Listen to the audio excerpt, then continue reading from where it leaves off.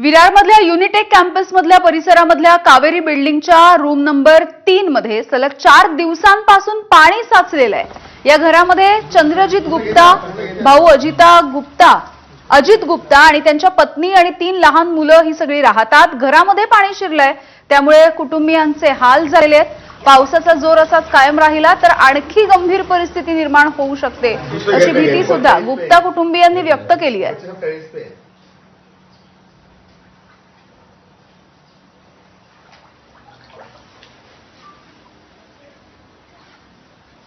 कितने बच्चे हैं आपको?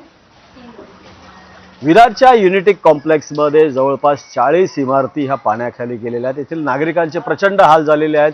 घरांमध्ये पाणी शिरलेलं आहे। मी आता कावेरी या इमारतीमध्ये 003 चंद्रजीत गुप्ता यांच्या घरी आहे। आपण जर बघितलं तर हे घरचं जे वास्तव भयानक असं आहे। पाणी घरामध्ये जमा झालेलं आहे।